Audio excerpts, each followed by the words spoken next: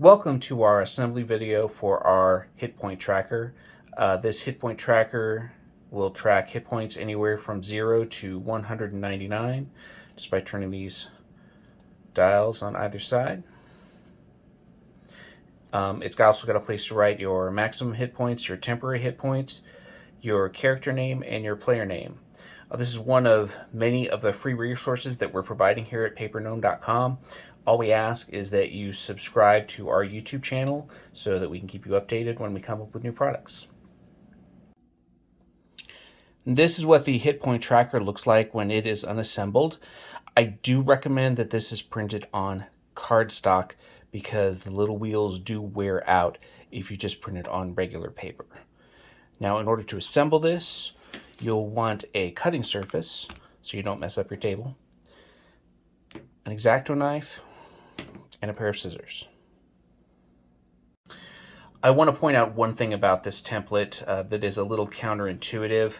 So the lines to cut are actually solid lines, and the lines to fold are actually dotted lines. And the reason why I did that is because when I made the cut lines on these wheels dotted lines, it became very difficult to figure out how to precisely cut. So I went ahead and flipped what would be the normal convention on this template just to make that cutting a little bit easier. To start with, you're going to want to cut out the outline of the exterior envelope and the wheels. Now, on the outside envelope here on the tab, in order to get it to catch well, the cut lines do extend just a little bit into the tab, so you want to make sure that you cut that with the scissors.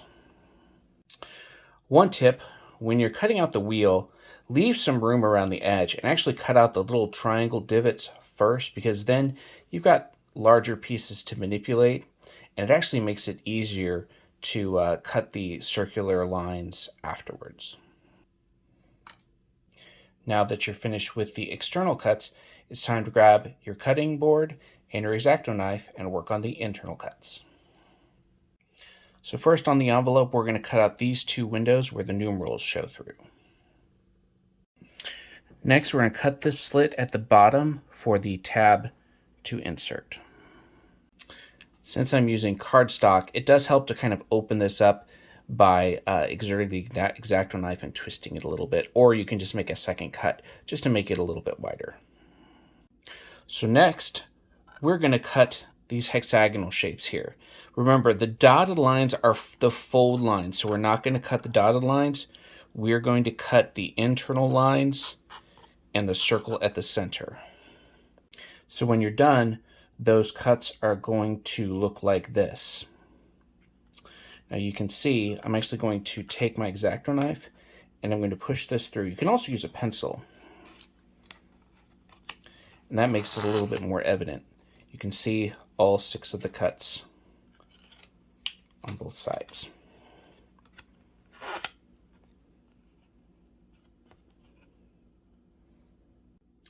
Next, we're going to cut this large circle, and you want to try to make the cut as smooth as possible and avoid burrs as much as you can.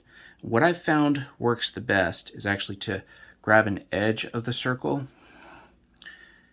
and cut and then turn.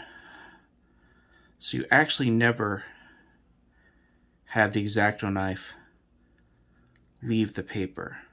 That seems to produce the fewest burrs. Now, a lot of times it can be difficult to tell if you actually did make a burr. So if you take the dull edge of the X-Acto knife and just kind of roll it around the edge, a lot of times that will help you find it. In which case you can just take your X-Acto knife again and smooth it out. Okay, now that we've got all of our pieces cut, it's time to assemble.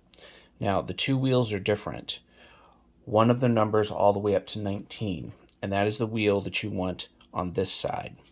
The other one goes from 0 to 9 twice, and that is the one that you're going to want on this side. So you flip over the envelope, and you make sure you put those wheels exactly where you want them. So these 6 almost triangular tabs are what we're going to use to hold the wheel in place.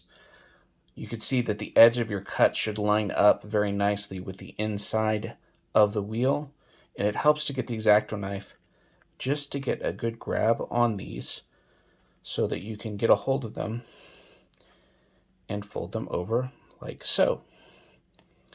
And you'll just repeat that all 6 times. When it's done, it'll look like so. And then you'll just repeat that on the other side with the wheel that goes from 0 to 9 twice. You can use the edge of your scissors to actually push down on each of these folds to crease them solidly.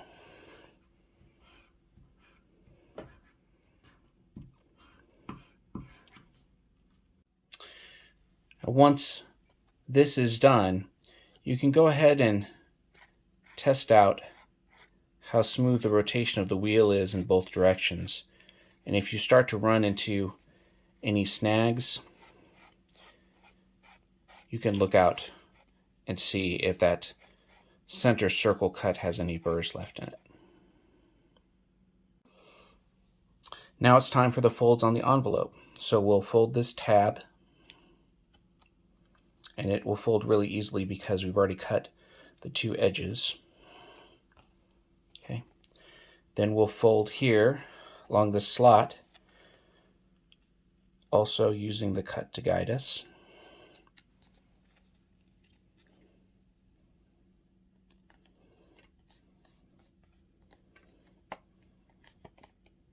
Okay. And then finally we'll fold here back.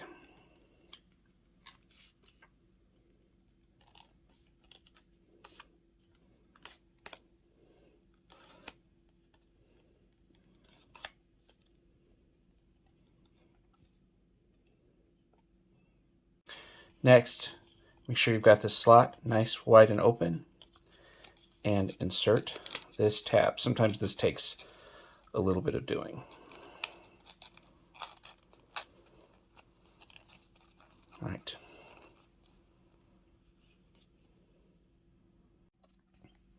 Now, because we don't cut and fold perfectly, it usually winds up a little bit puffy, which makes hard these kind of like this. So it makes it hard for these numbers to read.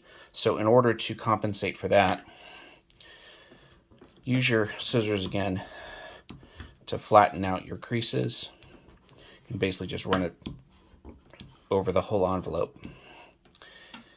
And that flattens it out. It makes everything much easier to read. And you are done.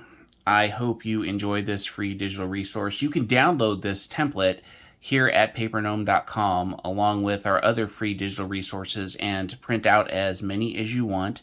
I'd like to show you one of the other products that we have here. This is our tabletop tokens. We have a 3/4 inch version and a 1 3/4 inch version. So the 3/4 inch can be used for man-sized and smaller creatures, NPCs, obstacles, and of course we have the 1 3/4 inch for the larger tokens. So once again, this is another free digital resource that you can download here at papergnome.com. We just ask that you subscribe and share so that we can keep these resources free.